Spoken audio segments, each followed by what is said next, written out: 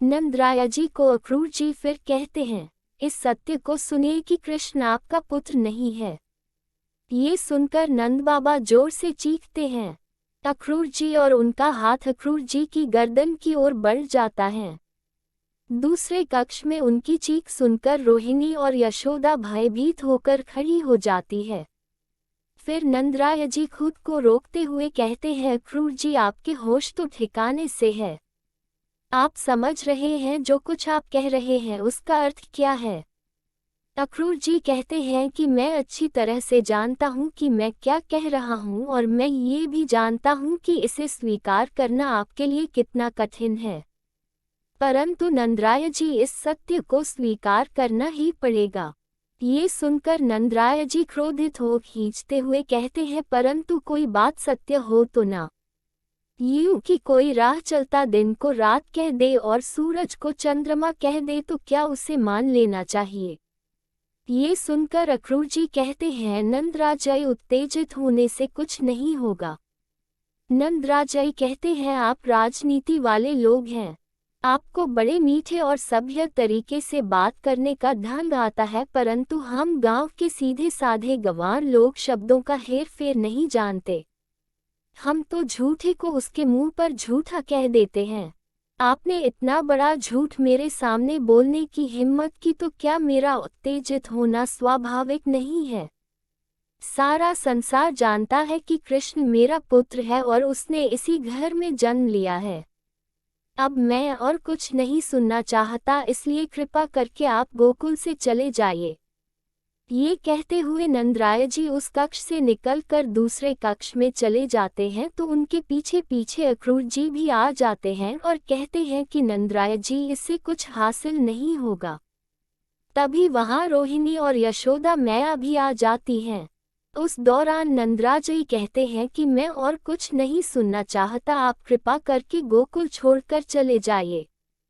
ये सुनकर यशोदा मैया कहती है, ये आप कैसी बातें कर रहे हो अक्रूर जी से? क्या बात है? तब नंदराय जी कहते हैं, कुछ नहीं, ये बातें तुम्हारे सुनने योग्य नहीं है। ये कहते हुए नंदराय जी वहां से दूसरे कक्ष में चले जाते हैं। तब माता यशोदा पूछती है, अक्रूर जी ये सब क्या है, क्या बात है? अक्रूर जी झल्लाकर कहते हैं, कुछ नहीं भाभी, कुछ नहीं। तब यशोदा मैया कहती है, कुछ बात तो जरूर है, मुझे बताइए ये क्या हो रहा है? तब अक्रूर जी कहते हैं, नहीं भाभी, मुझमें हिम्मत नहीं है आपको ये बात बताने की। आप नंदराय जी से ही पूछ लीजिए, पर उसको सुनने से पहले अपना कलेजे पत्थर का कर लेना।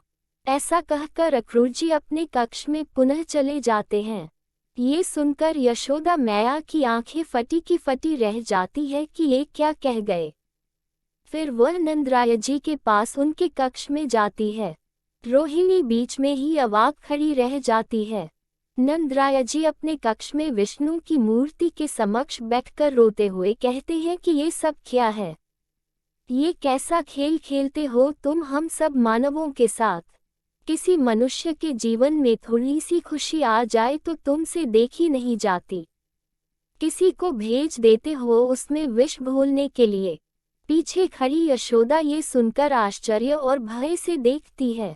नंदराय जी भगवान से कहते हैं, क्यों क्यों, हमने तुम्हारा क्या बिगाड़ा है? ये सुनकर यशोदा मैया कहती है, ये क्या कह रहे हैं आप? फिर वह नंद जी के पास बैठकर पूछती है, क्या हो गया है आपको? उधर अक्रूर जी से झगड़ कर आ रहे हैं आप और इधर भगवान जी से झगड़ रहे हैं। आखिर कुछ तो बताइए कि बात क्या है? नंदराय जी कहते हैं, क्या बताऊं तुझे? फिर नंदराय जी भगवान को भला बुरा कहने लगते हैं और कहते हैं कि पल पल सताया है आपने।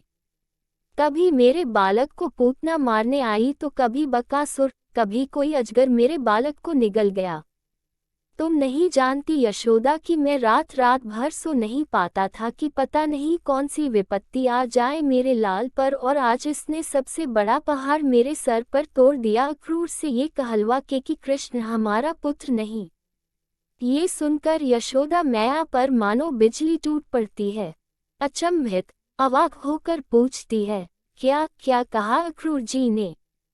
तब नंदराय जी कहते हैं, उसने कहा तू उसकी माता नहीं, मैं उसका पिता नहीं और वो हमारा पुत्र नहीं। ये सुनकर यशोदा मैया के पैरों तले जमीन हिल जाती है और वह कहती है, भगवान के लिए ऐसे शब्द मत दोहराइए। चलिए मेरे साथ, मैं अक्रूर जी से अभी पूछती हूँ कि उन्होंने इतना बड़ा झूठ बोलने की हिम्मत कैसे की। यशोदा मैया नंद बाबा का हाथ पकड़कर अक्रूर जी के पास ले जाती है। बीच रास्ते में से रोहिणी भी उनके साथ हो लेती है। फिर वह अक्रूर जी के पास जाकर क्रोध में कहती है कि आपने ये कहा कि कृष्ण मेरा पुत्र नहीं है। अक्रूर जी चुपचाप खड़े हो जाते हैं। तब यशोदा मैया तेज आवाज में कहती है, बोलिए आपने ये कहा कि कृष्ण मेरा पुत्र नहीं। अक्रूर जी कहते हैं, हाँ मैंने यही कहा। यशोदा कहती है, इतना बड़ा झूठ, इतना बड़ा झूठ बोलने की आपकी हिम्मत कैसे हुई? वो कोई चांदी का लौटा या सोने का आभूषण है जिसे आप ये कह सके कि मैं किसी और से चुरा लाई हूँ? बेटा माँ के शरीर का एक अंग होता है जिसे माँ अपने शरीर से जन्म देती है। इस सत्य को स्वयं परमात्मा भी नहीं झुठला सकते, तो आप कौन होते हैं ये कहने वाले? जिसे मैंने 9 महीने कोख में पाला वह मेरा पुत्र नहीं है। तब अक्रूर जी कहते हैं कि परंतु कृष्ण ने आपकी कोख से जन्म नहीं लिया, इसलिए वह आपका पुत्र नहीं है। ये सुनकर यशोदा कहती है, ऐसी बातें करना महापाप है अक्रूर जी। ऐसी ओछी बातें करते हुए आपको लज्जा नहीं आती? अक्रूर जी द्रवित होकर कहते हैं, भाभी आप मेरी विवशता को क्यों नहीं समझती हैं? मैं रास्ते भर भगवान से यही प्रार्थना करते हुए आ रहा था कि काश आपको ये सत्य बताने से पहले मेरी मृत्यु हो जाए, मैं मर जाऊं। परंतु क्या करूं, परिस्थितियों ने मुझे मजबूर कर दिया है ये सत्य बताने पर। ये सुनकर रोहिणी कहती है, अक्रूर जी जो आप कह रहे हैं यदि वह सत्य है तो इसका कोई प्रमाण है आपके पास? अक्रूर जी कहते हैं, हाँ है। ये सुनकर तीनों चौंक जाते हैं। परंतु उससे पहले मैं आपसे एक प्रश्न करता हूँ कि कृष्ण ने इसी घर में यशोदा भाभी के गर्भ से जन्म लिया, इसका कोई प्रमाण है आपके पास? ये सुनकर फिर से तीनों यशोदा, रोहिणी और नंद चौंक जाते हैं। फिर अक्रूर जी कहते हैं कि सबसे पहले उस बालक को किसने देखा? तब रोहिणी कहती है, मैंने देखा। अक्रूर जी पूछते हैं, आपने उसे जन्म लेते हुए देखा? ये सुनकर रोहिणी कहती है, नहीं, मैं जब वहां आई तो बालक का जन्म हो चुका था। तब अक्रूर जी पूछते हैं कि उस कक्ष में और कौन था? तब रोहिणी कहती है कि नंदराय जी थे। फिर अक्रूर जी नंदराय जी से पूछते हैं, आपने उस बालक को जन्म लेते हुए देखा था? नंदराय जी सकुचाते हुए कहते हैं, नहीं, मैं तो सो रहा था। तब अक्रूर जी कहते हैं, और यशोदा भाभी? ये सुनकर रोहिणी कहती है कि वो तो बेहोश थी। ये सुनकर यशोदा मैया चौंक जाती हैं। तब अक्रूर जी कहते हैं, और कोई था, कोई दाई या कोई गांव की औरत? रोहिणी कहती है, नहीं। तब अक्रूर जी कहते हैं कि इसका अर्थ ये हुआ कि कृष्ण को जन्म लेते हुए किसी ने नहीं देखा। तब यशोदा रोते हुए कहती है, बस कीजिए, भगवान के लिए बस कीजिए।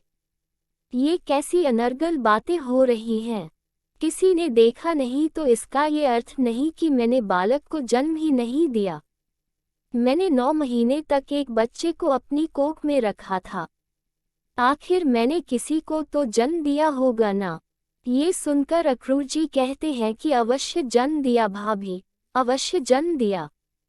परंतु आपने जिसे जन्म दिया वो एक कन्या थी। ये सुनकर फिर से तीनों चौंक जाते हैं। इसके बाद अक्रूर जी कहते हैं कि जिसके बारे में ये प्रसिद्ध है कि जब कंस ने उसे देवकी की संतान समझकर उसे पत्थर पर पटकने की कोशिश की तो उसने अष्टभुजा देवी का रूप धर लिया था। जय श्री कृष्ण।